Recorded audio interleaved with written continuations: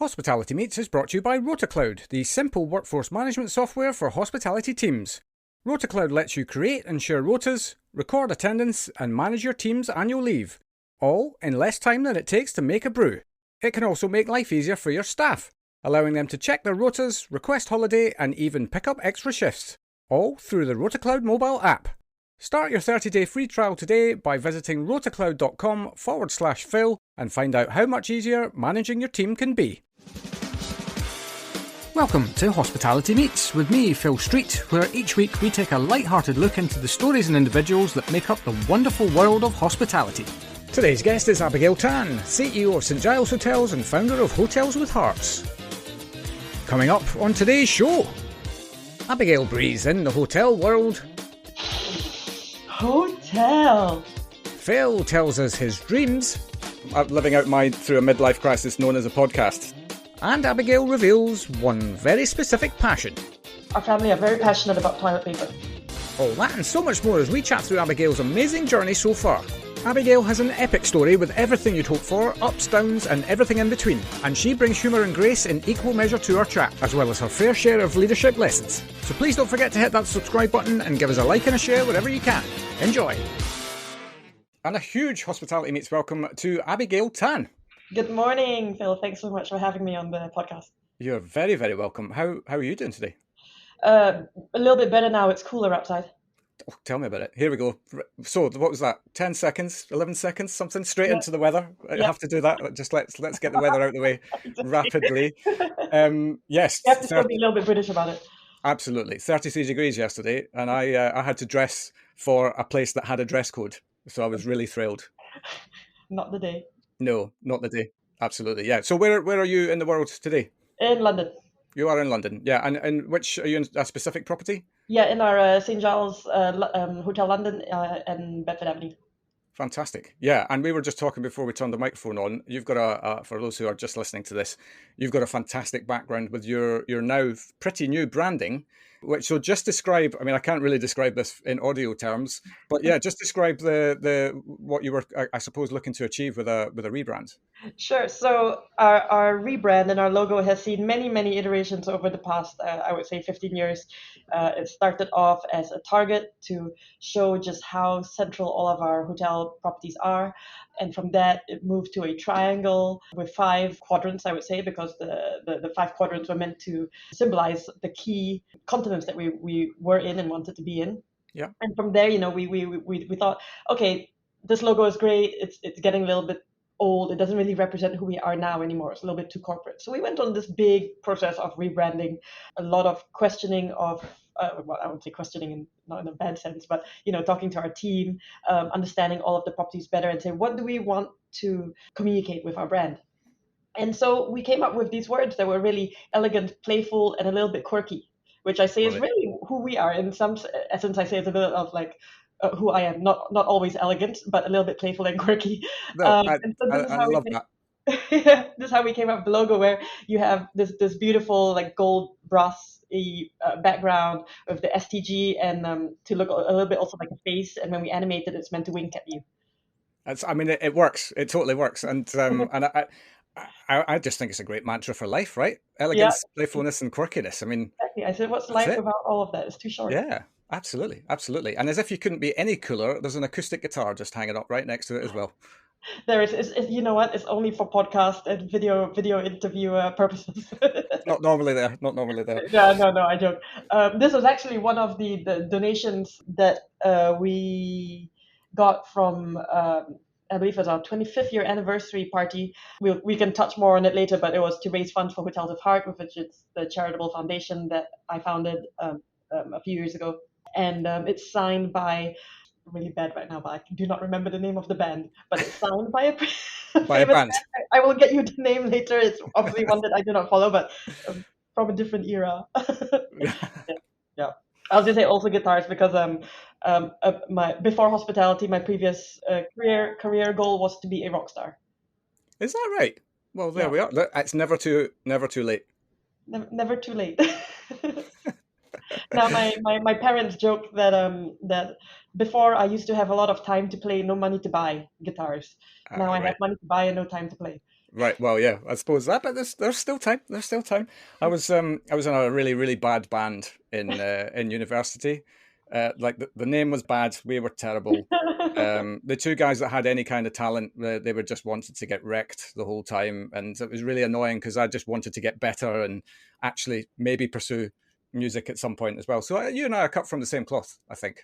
Yeah, we both ended up in hospitality somehow. Indeed. You know what? We are still entertainers in hospitality, right? We totally are. Yes, absolutely. Yeah, I've heard this. I mean, not even heard it. I mean, I can see it in so many things. I mean, a shift in any environment is still a performance, isn't it? I suppose. Yeah, it is. I say, it's not performance meaning it's fake, but when you're on the front desk, you were talking about it earlier, how you still have to put on a little bit of the smile and Yeah, and the nod, even if you're being shouted at or but and also just trying to understand the guest, always anticipate their needs. It requires a level of showmanship, I think. yeah, totally. And it all kind of feeds into that old cliche around, people don't remember what you said or did; they remember how you made them feel. Exactly. And that that's got its roots in performance, right? In terms of Yeah, your ability to be on and performing, but as you say, not in a fake way, but actually being genuinely you and being warm and caring. Those are the things that light people up when they're yeah, maybe feeling a little down. yeah. So I guess, yeah, we both had a performance route. The dream Indeed. didn't happen of being the rock star, a musician. No, I'm living out mine through a midlife crisis known as a podcast instead. So Still entertaining. I'm glad you said that. I can never say that. That's not for me to say. But yeah, so let's go all the way back then. So failed rock career behind you. What happened next? What was your route? Because I think I have done a little bit of research, just a little bit. It doesn't look like you certainly just went straight into hospitality. No. So my family has very deep hospitality roots. So I've been exposed to it from a very young age, from being, every maybe 1 weekend a month. One of our favorite things to do as a family would have a little staycation in a hotel. I was born and raised in a beautiful little idyllic island called Penang in Malaysia. And our favorite place to go was one Do you that know? my I've you've been been on. to Penang? I went with the ships. Yeah. See, you liked it, right? Yeah. Oh, do Food. you know what? Do you know what I remember about that?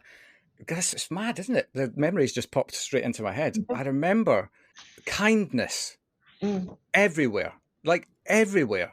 It blew me away as a 21-year-old guy who just hadn't really seen much of the world and all of that kind of thing. It just blew me away that on the other side of the planet, that somebody could not know who I was or what I was doing, and yet just deliver this. It was just kindness. And I also remember an incredibly an amazing prawn dish that I had Noodles right while on the beach with as noodles, well. Yeah. right? Uh, was it? I'll send you Yes. a picture and maybe it might spur something. Yeah. Yeah. Yeah, Indeed. yeah. That's why we say also Malaysian hospitality, because it's it's where and growing up in an island like Penang, it's a very family feel. We help each other, and it's about how, like I said, hospitality is just it's in our blood.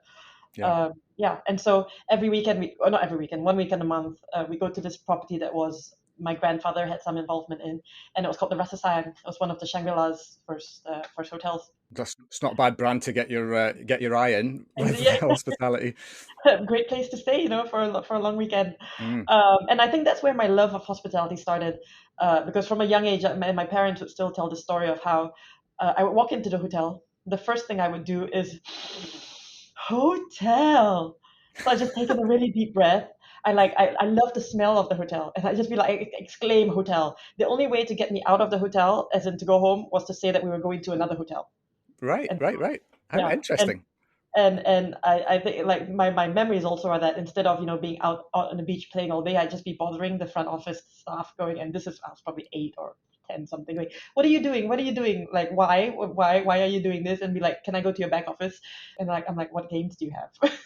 And like, give me all your board games. Brilliant. Looking at the housekeeping trolleys, and just seeing what I could take, what I could take from them. I still do it a little bit today. I don't lie, but yeah, I say these days, I get gifted a lot of samples, so no shortage of Yeah. toiletries. Well, I mean, when you've got CEO in your title, which quite frankly, we didn't even introduce what you actually do at the beginning, and that's 100% on me. That's how. engaged and engrossed we were in conversation from the word go. But yeah, when you are a CEO of an organization like yours, then I would assume that there's a lot of companies that want to put products in front of you to get you, I suppose, showcasing them in your environment. Yeah, because there are a wealth of so many different products out there. So you can get I get a little bit what's the word? We like just dizzy a little bit from seeing all this. But then Yeah. we and also having such a large hotel, 732 bedrooms here in central London, 420 bedrooms in Heathrow. We've got quite a good room stock for it to be attractive to a lot of suppliers. Yeah, so in the first, I would say in the first 5 years or so of my career, that was what I spent a lot of time doing, looking at our current suppliers, how we can make it better, how we can put better products in the room, how we can negotiate better pricing as a group. Yeah, so in the first few years, I would get I had boxes and boxes of different types of toiletries and testing them out, testing them out, sending staff home with them and say, try the shampoo and let me know. Nice. Yeah, yeah, Yeah, yeah, yeah. that's the fun Absolutely. part. Always, I get bedroom slippers, robes, not often because robes are expensive, so I don't get sent many robes. Right. Well, if you're listening, any robe suppliers, you know what you've got to do now. But yeah, well, let's go back. Let's go back to so you're basically you're an 8-year-old thief around the the hotels. Yeah. How did I mean? Obviously, from 8 years old, you've got a bit of progressing to do from there. Yeah, yeah, and so I think move on to early or mid teenage years. My dad would be have been building a hotel in Penang. It's called the Citadel. And so I would also sometimes I'd follow him to the office, I'd follow him to the sites.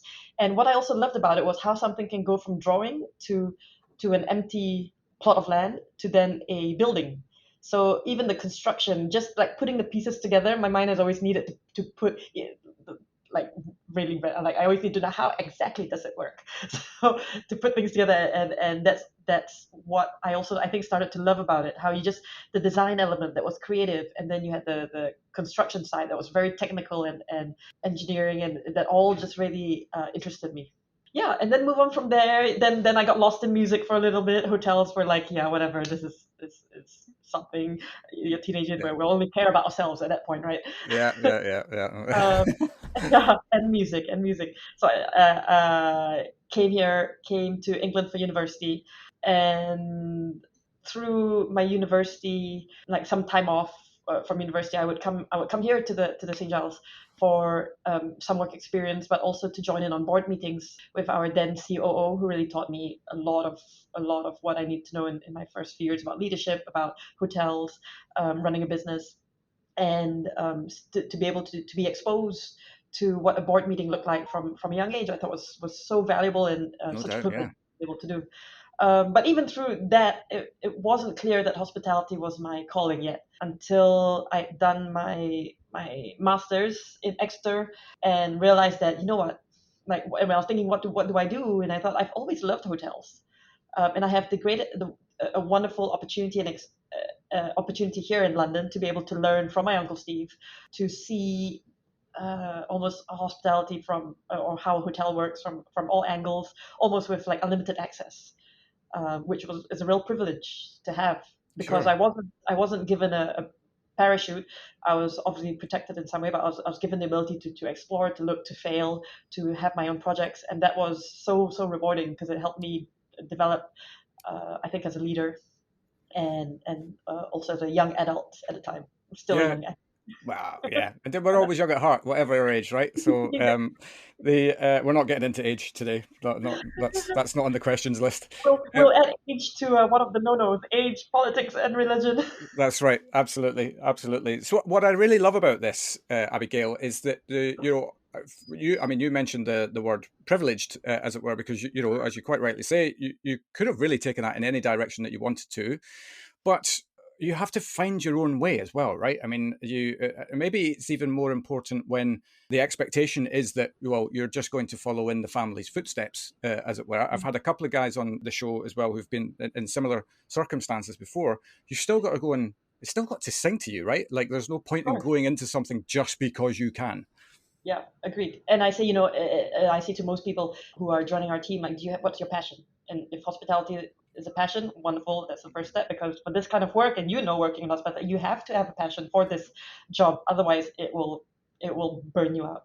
Yeah. um, and I do, because we also touched on this earlier before we started recording, that I think every day here is different, and in one place can you learn so much about so many different things. I see, but you want to learn human resources, people skills, accounting, marketing, branding, and go to plumbing and electrical, and like where in a hotel you have all that opportunity. So that's what I also tell young people these days is this is really your platform to go to bounce off or stay to anything you want to do. Yeah, totally. And you've got also got like because the barrier to entry is not, it's just yourself, right? You are the only barrier to entry. You could Yeah. literally get involved with the industry doing anything. And as you've just used the words platform, it's a great way to sum it up. It is that can just Mm. be the platform to take you in so many different directions. Yeah. And you don't have to be in a rush to figure it out as well. You'll take your time to learn what really ignites you. Yeah, exactly. Like most of our team, a lot of our team have been here for 15, 20 years. We celebrate the anniversaries. It's incredible. It's like a family. And also, for my family business, yeah, it wasn't a given that I would join. If anything, my parents were like, go try something else first. But I joined, and I think if we didn't have the passion for what we do, it's not the kind of family that says, like, fine, you have this job, just keep the job. We have to prove that we are capable of doing this and running the business. Otherwise, let someone else do it. Yeah, yeah, yeah. So I'm still learning. I'm not saying I do it well, but I'm still learning all the time, and my team are amazing. Without them, I say as a support system for me, which we need our team. Otherwise, we can't thrive. I couldn't be working on the exciting projects, and without them. Yeah, yeah, yeah. But, you raise a really good point on what real leadership is, or certainly should be, which is exactly what you've just said around not being the finished article ever, and learning and learning and learning and learning and failing and learning and failing and so on and so on. And I think the key, certainly from my experience, the key to that is creating an environment where that is a welcome metric Mhm. to look at, in terms of you've got to bring all these you can't do this alone, right? You've got to bring all these amazing people along with you on the journey, but then give them enough rope so that they can go and figure out what the edge is, and and really understand how they can move everything forward in the best way. Yeah, exactly. Because without failing, or without being given the ability to fail, without fear of failing, how do we improve? How do we learn anything? And I say you just end up being, yeah, coasting. Yeah, I would say. yeah, yeah, yeah, absolutely. So coasting's a great great segue, because that's kind of how I'm doing the podcast, to be honest. I'm just there's zero structure, zero direction, But but for your no influence you have, yeah. yeah, I wouldn't but say you're coasting. But let's just go back for a second, because I want to complete your journey. So out of university, you had the opportunity. I suppose in many ways you could classify this as having a great mentorship program to help guide you, but also as we were talking about, give you enough rope to go Yeah. hang yourself, or whatever. Yeah. So when you graduated, what role did you go into, and how did it develop out from there? So when I joined, it was as the director of corporate affairs and international investments, something Oh, like that's that. brilliant. That is Yeah, yeah. brilliant. That covers It a was lot. Yeah, it was given to me by our COO, because he said, look, because this is kind of what you do. Because when I started, we were just in the process of purchasing our two hotels in New York, and so most of my time was spent on that, traveling there. When I joined, we were still negotiating the sales agreement, and so then it was also about how do we convert. It was a W hotel. How do we convert a brand overnight? So again, a lot of collateral, a lot of slippers, not so many rooms, and working in the new culture. So that was how I think I was kind of thrown in the deep end, because I went from this someone who was brand new in this career to hiring general managers, looking at the team, who we needed in the team, how a hotel in New York, in a completely different country and culture that I knew ran, and that was, I would say, a huge spike in my learning curve.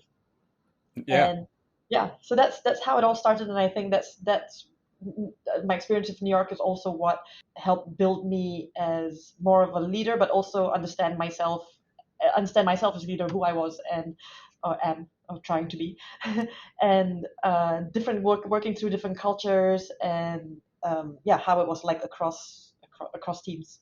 Yeah, it's also up there with one of the best job titles that we've had on the show. I think Director of Corporate Affairs. Affairs and international investments, I think they call Yeah, it. Yeah, yeah, it conjures wonderful images of boardrooms in tower blocks, up on the 67th floor, suitcases everywhere, doing big important deals, and I'm sure that's actually probably not what it was, but maybe there was an element of that. But I don't know. yeah. I think the big important deals was were how all our contracts in the hotel, how to make them more efficient. Huge things like laundry contracts. That was something I spent a lot of time on in the beginning, because a lot of our costs throughout the month is on laundry, Yeah, energy yeah. contract. Also, how do you work that? And not so much payroll, but toilet paper. Our family are very passionate about toilet paper. As they should be. I think it's a bit of a funny inside family joke that how when we're still living in Penang, my friends would come over. If my friends came over and they want to use the bathroom, I say sure, there's a guest bathroom, so they use that one. They come out of the bathroom that also had a shower cubicle, and they were like, Abigail, does your family have an issue? I said, no, why? Because the shower cubicle, the double shower, is stuffed from the bottom to the top with toilet paper. I said, oh, no, it's just when things are on sale, my dad buys. So, he would Business. disappear into the shop for like just to buy milk or something, 5 minutes, and half an hour later, we're like, still, what's going on? He comes out super happy with a big smile on his face, with a huge trolley filled with toilet paper. He's like, they were on sale. So, yes, we care a lot about toilet paper. But do you know what? It's something that should be cared about. I mean, how often have you ever gone somewhere and been very Oh, disappointed with the toilet? I can't believe we're talking about toilet paper on the podcast, but there we are. when a hotel doesn't have good toilet paper, it's a big sign of what has, Totally. yeah. Anyway, Yeah, indeed. Yes. Anyway, yeah, big segue.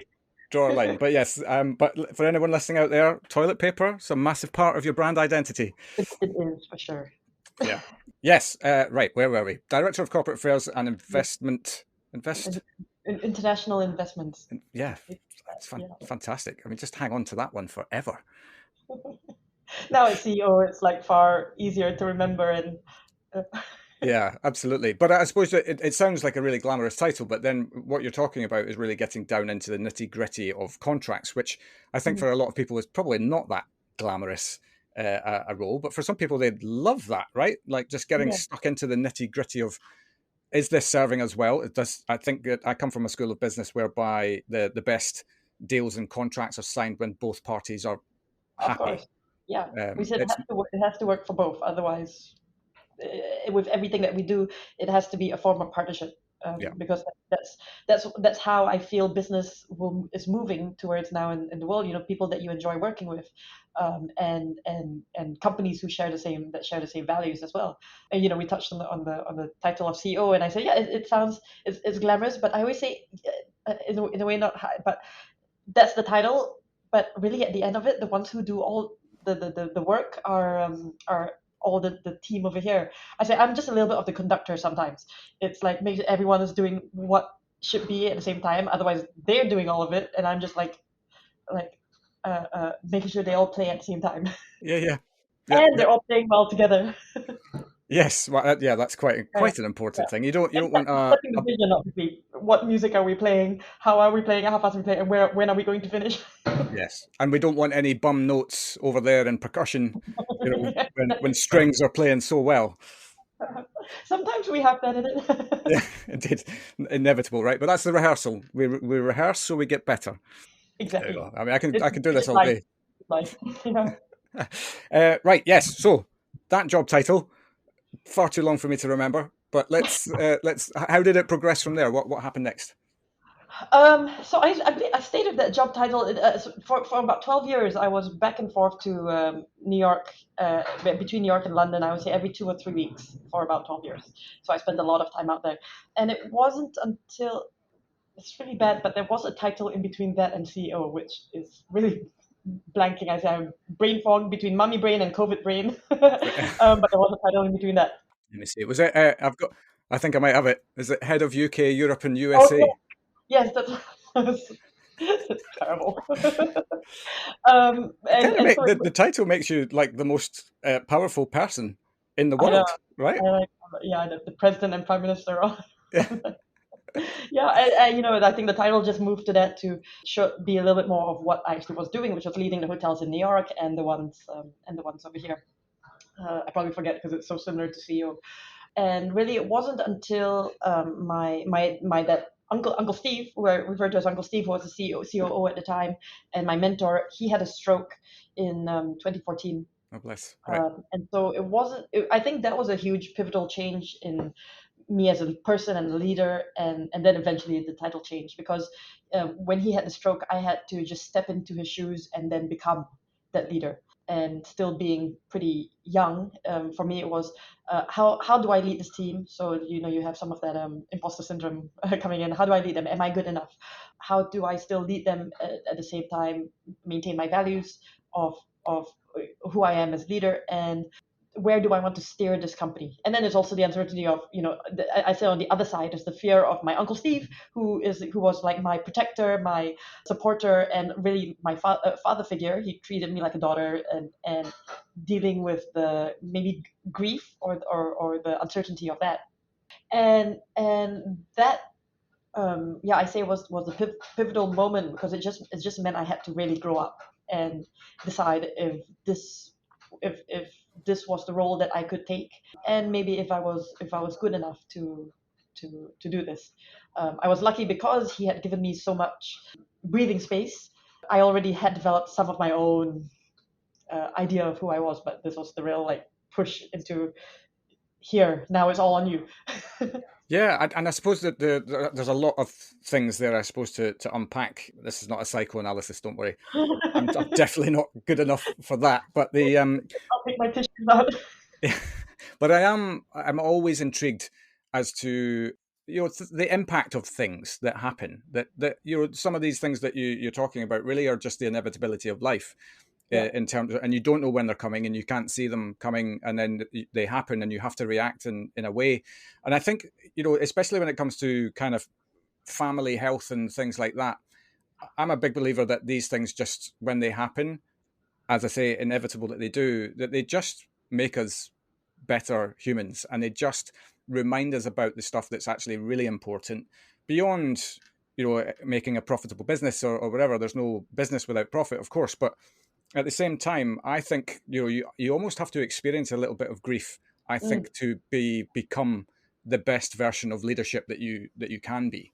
Yeah, I completely agree. I completely agree because it really puts forward, I think, mortality, but also how we want to live life, and how we grow, and process. But through the grief, that also shows us how fragile life can be, but also what's really important. Like you said, what's really important in life. My family's going through a really difficult time right now as well.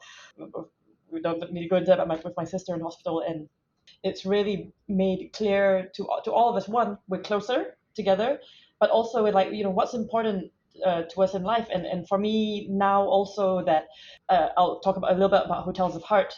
That apart from just having a successful business, what more can we do? What more can we do to help others and leave a legacy and really be better human beings or better to other humans? Yeah. So yeah, Hotels of Heart is was really a brainchild that I had in 2014, which started from the idea of look, like I'm sitting here in this 732 bedroom hotel, very specific 732. There might be one poking around somewhere, another room. But I said we're sitting here, and the hotel makes money, and I'm walking around seeing so much pain, poverty, a lot of homelessness. And I said, what can we do to help with this? Because we are just this, we occupy this island site, but there is a community and society so much wider and larger and richer among us. And how can we do that? And how can we give the hotel a face and a soul? And how can we give more purpose to our team as well, to say that, look, everything that you do here today, even if you feel it's not important, it is important because you're doing your job well, but also with joy, can change someone else's life. Yeah. And so Hotels of Heart really evolved, and I'm very proud to say we last year got official charity status. So that's amazing. Fantastic. We started working with different charities, mainly with homelessness, youth support, Now we're also, if you're around, we have a panel discussion next week at the Conduit on the future of community care, basically how we can change what community care looks like, mental health, and just how we impact the future community. And so I think a lot of my, I would say my life's work is very dramatic. But, a lot of my passion and purpose right now is with Hotels of Heart, because it's how can we bridge hotels with doing good and giving back. Because, like we've said earlier, hotels, you can learn so much. So last year we launched a hospitality academy that saw 30 of the graduates that they spent 4 weeks training here at basically in school here at the hotel with work experience. We gave them experience of Michelin starred or very high end restaurants, so they see what all that experience is like. At the end of it, they had a graduation where it was basically like a speed dating with a lot of major hotel groups where they had interviews with them, and most of them jobs. So for us, it's how can we give young people the tools, but and also build the hoteliers of the future who have this passion because hospitality saved them. So that the hotels of hard work is really what's a lot of what drives my purpose right now. That's brilliant.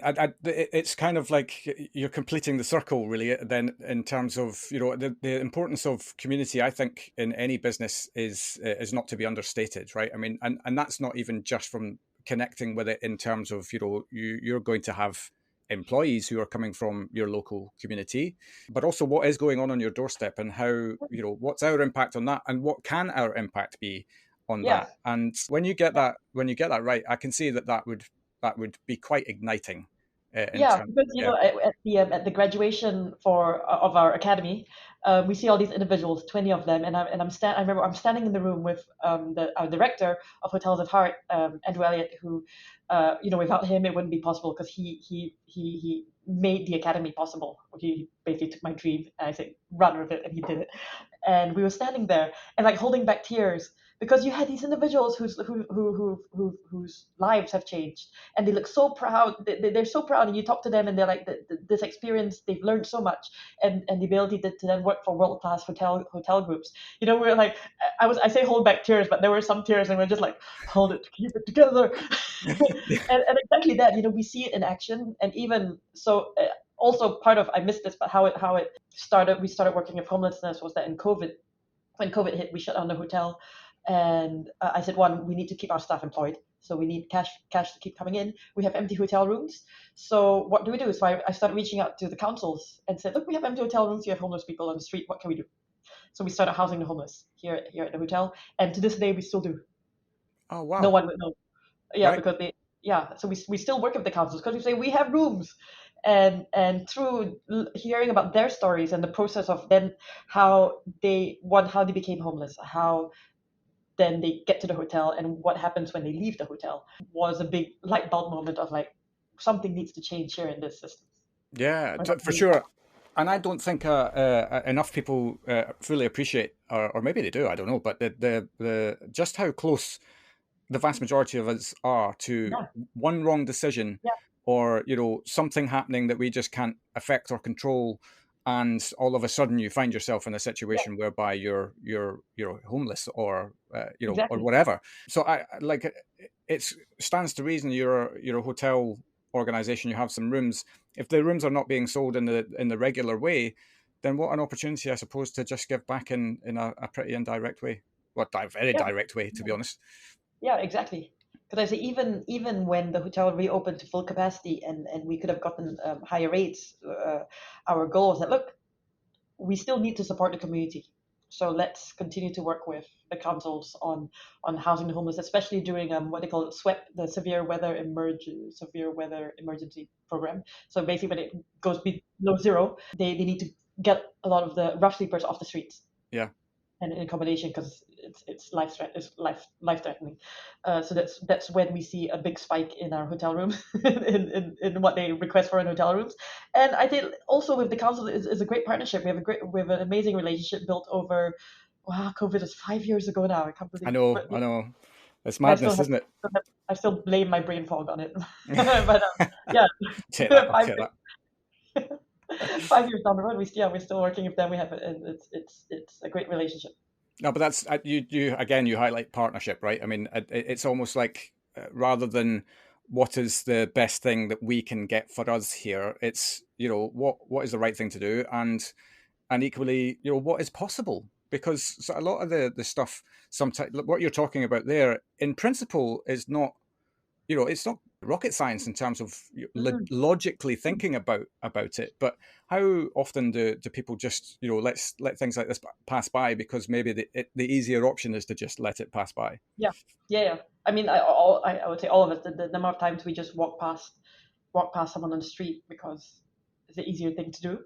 Yeah. I do it because sometimes we're in a rush. Also, we're afraid, and so part of our work is also to how do you eliminate the stigma that comes with rough sleeping and homelessness Yeah. and the individuals that do suffer from it. Because, like you said, it could happen to any one of us. Where any one of us so close to it, a relationship breakdown, abusive family. It's pretty shocking. Yeah, yeah, yeah. No, well, if I wasn't already a fan, I'm now in hook, line, and sinker in terms of what you guys are standing for. Let's complete your journey. So you had to make the you had to make the step up. I guess kind of forced. The other thing that I just wanted to unpack with you was really it's just centered around that feeling of you mentioned imposter syndrome. Mm. What is it like? Because I suppose with any step up, whether it's from number two into a CEO position or whether it's a restaurant supervisor moving into a restaurant management position, there's always, I think there's an inevitable part Yeah, of, God, can I do this? yeah, Yeah. So describe to me, how did it feel, and how did yeah. you kind of get past it? I think when my uncle Steve eventually came back, so the support from him as well, and from the team, and also I have an amazing coach and mentor, and he helped me, being able to talk to him about the issues I was facing in leadership, and him helping me to be more comfortable with conflict, to understand how I can conflict is okay, but also how I can solve an issue still remaining with my values. So one of the most valuable things, well, I use the word valuable a lot, but one of the most important things he said to me was that in anything that you do, think: are you living your values? If you're not, it's not the right thing. It has to feel right, and that's what authentic leadership has to feel like. So that I think was huge for me, because then it gave me the confidence to be able to say, okay, like someone else to be able to say, you're doing okay, and do it. If you try it this way, and it might work out. And so it's just a lot of trial and error, but also getting the right people on board. We say get the right people on the bus. That also was something that really helped a lot. And I'm saying, not saying people who said yes to me because I didn't want that, but people who believed in the value, the culture, the values of the company, and who could take the vision, my vision almost, and run with it and believe in me. So that's important, and that's the team that I'm super proud, and the family that I've built here. Yeah, no, absolutely. I think what the thing that I'm hearing there is it's like you set the intention. Yeah. If as long as the intention, and whether that's a member of your team or yourself, as long as the intention is positive and Mhm. it's meant with the right purpose in mind and it fits what you just say, you're around values, it almost doesn't matter if it doesn't work because Yeah, no, exactly. people are trying to do something with the right intention. Yeah, yeah, exactly. And I think one of what just came to mind is one of the, I say, our goals as a team was happiness. So a lot of the project that I did then was a lot of workshops with the team, and said that how can we be happy, because we're here together more, we spend more time with each other than we do with our families. How can we make sure that this job and this environment is a happy one? Yeah.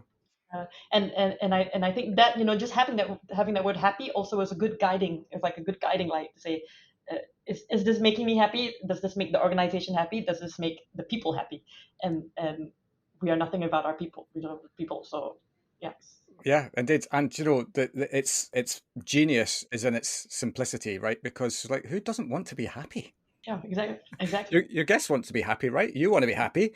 You want your people to be happy. They want to be happy. Yeah, I think we can't always be, but at least we know we function as a family. We fight, we laugh, we cry, everything. But as long as we you know what the end goal is. Yeah, yeah, totally. And you know what? This is me definitely sounding my age now. But as I get older, I'm definitely measuring a lot more of my success around that very simple metric of happiness and joy. And Mm, a lot of that centers back in terms of doing the work on yourself and understanding Yeah. who you are and actually what does ignite you, and actually what are your values, and all of that. And until you kind of really understand that, it's very difficult. You're always just kind of, I suppose, putting a finger up in the wind and going, well, and I've been like that a lot in my life. So, but it's only in kind of when I hit 40s and my midlife crisis with the podcast, that, I now measure success by happiness, and generally everything else, all of the other things that people talk about with success, I think come on the back of that, because of that, not because you're then trying to force something to happen that just isn't true to you. Yeah, I agree. You can have all the money in the world, but still be completely lonely. Yeah, absolutely. So let's talk about St. Giles, because we've only really touched upon it very, very quickly. But give me a kind of before I say that, have we completed your journey now? I mean, I know you've been in the CEO So role for a while, but you've probably got to the current. I've jumped around a little bit, my fault, but we've got to, I think, current day, present current, whatever. Yeah. Cool. So talk to me about St. Giles. What are you the CEO of? I am the CEO of our group here, which comprises this hotel in central London, a hotel in Heathrow. We used to have 2 properties in New York. One sold just during COVID. The other one we've leased out. So it's a lot of asset management as well. And our hotel in Philippines. But part of the wider group also has more hotels in Malaysia, one in Johor Bahru, 2 St. Giles properties in Kuala Lumpur. Well, I would say 3 because one's a hotel in residence, Penang. So next Right. time you're back in Malaysia, let me know. Yeah, for sure. Yeah, you're giving me excuses. That's, I don't need much excuse to go traveling, to be honest. But yeah, and yeah. So in terms of the brand, I mean, obviously you spoke earlier on about what the brand stands for in terms of elegance, playfulness, and quirkiness. But yeah, where do you fit in the grand scheme of things? So, because part of the brand also is, I think, why it started as a Target was all central locations. So all our properties, every St. Giles should be in a very strategically central location. So in terms of expansion, that's still what we look at. We're still a privately run and owned company, so we work with what we have now, and it's really opportunistic at the moment to see what other projects are out there. But the next big project for me is still our top secret Hotels of Heart. I would say Hotels of Heart on steroids, which will be Oh, starting a new company that is for impact, not for profit hospitality. So I will tell you more about that when it's more developed. well, you've sown the seed now, But and for me, a little bit like that's where for me the future of not the part of the future of hospitality will be. You'll still have for-profit hotels like this that but have to work with community at its core. brilliant. Yeah. Well, Yeah, no, I'm very, very excited to learn I about think I that. think that sets us apart a little bit from others is that community and charity sits at the core of our culture. It's not just a separate CSR program. We don't just give money to things, but it's really part of our heart, I would say. Yeah. But when it comes from the heart, right, that's when the best things are done. So yeah, you can have a strategy all you like, but actually, that's the best strategy right there. Yeah, and I think it's also important for attracting new talent and young talent and the next generation. So, with what does the company actually stand for? Totally, I completely agree. I mean, and that's with every generation that's coming through, that's getting more and more pronounced. Exactly. I think of my son. I think of my son who's like 14 months old, and Yeah, then what he's gonna be like 18 years from now. And for me, it's also like what would hotels look like in 18 years? And yeah. would he want to work? Would he want to work in one? So yeah, a lot of it I think is a future planning too. Yeah. Well, I suppose that's the thing. There's many a brand over the years who have not evolved with the times, right? And then are no longer relevant, no longer here, have been bought by someone else, and so on and so forth. And that's just the natural order of things. Nobody's perfect. Some people make decisions and they're the wrong decisions, and so on and so forth. But yeah, it sounds like you guys have got your heart screwed on. There we are, instead of your Yeah. head and heart screwed on. Hopefully head a little bit. Yeah, Depends on the day, but the heart is always there. yeah. If the No. heart drives the head, well, yeah. Yeah. But it's working. That's the main thing. Whatever it is you're doing it's definitely from the outside looking in is working. And I love the fact that you're talking about your impact to community and all of that. My basic principle is that when the very first business in the history of the world, I reckon, was probably set up as a community led Mm, idea. And yeah. obviously things have evolved a lot since then, but nevertheless, I just think, there's this saying that comes up in my brain so often now about, a rising tide lifts all boats or something like that. Mm, And if you are being successful commercially, then others can also benefit from that. yeah. And you can still benefit from it as well, right? Yeah. That's the thing. Exactly. There's plenty to share. Yeah, indeed. Yes, we need more people like you, Abigail. I could talk to you forever about this. I can't let you go without asking you a question. You did give me the toilet roll story, so I might be able to let you off the hook. But do you have any funny stories from your career so far where you look back now? Maybe it wasn't funny in the moment, but you look back and laugh at it now.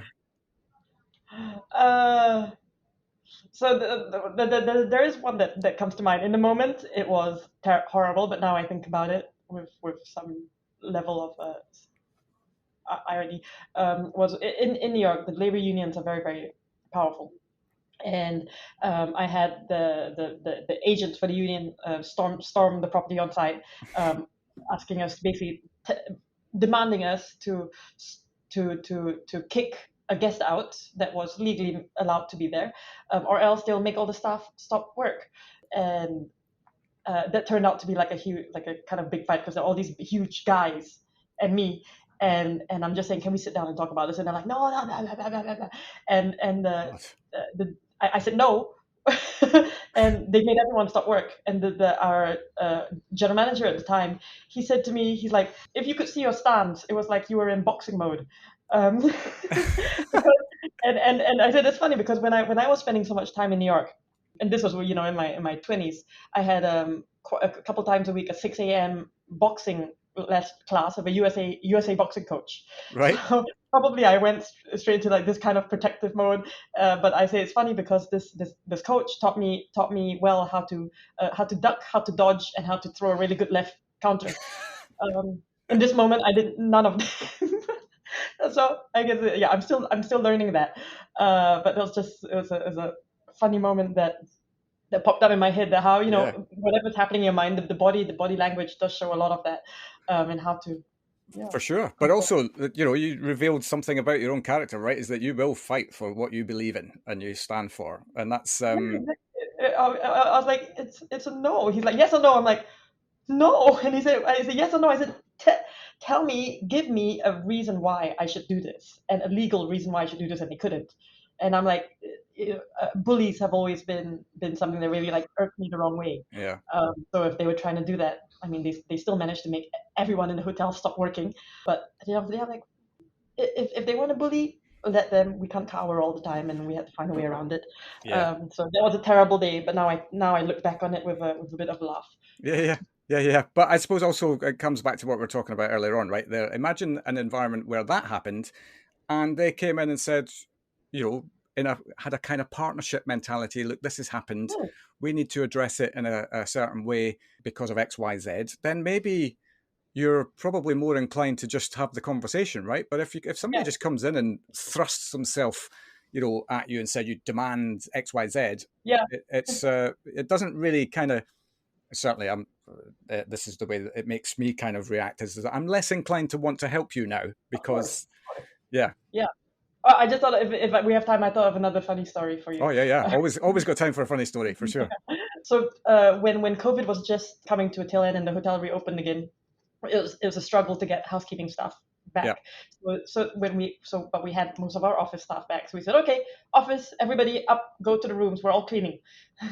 So everyone, including myself, we would go up and clean the rooms, and we were then being supervised by the housekeepers. Nice.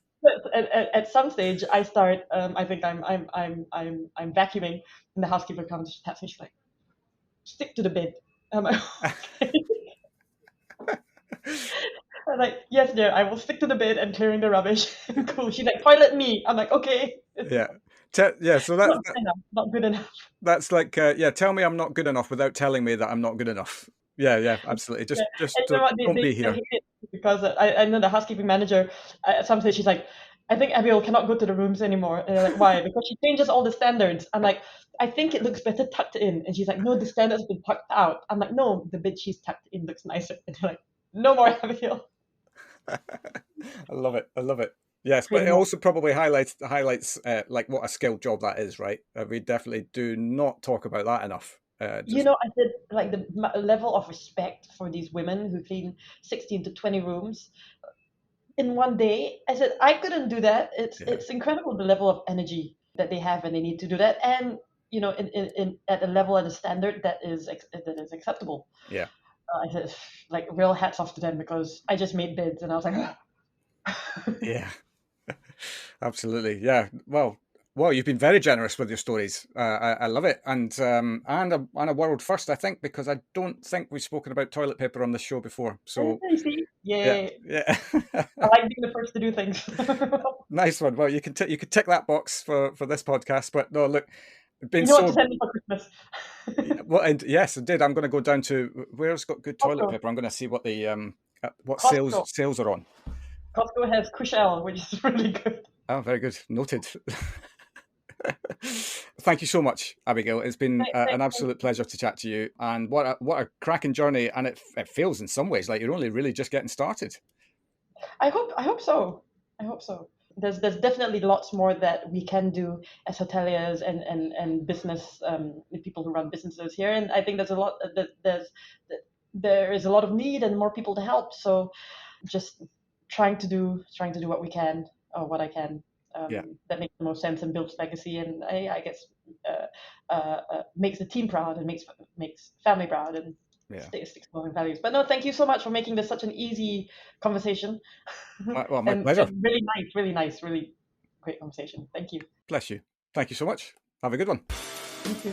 And there we have it. It's always superb to get some time with industry CEOs, and especially one who cares as much as Abigail does. What she is doing with Hotels with Heart warmed me to my soul, and I wish her and her teams all the very best for the future. We will, of course, be back next week with another awesome journey from hospitality, so have yourselves a cracking week, and I'll see you then.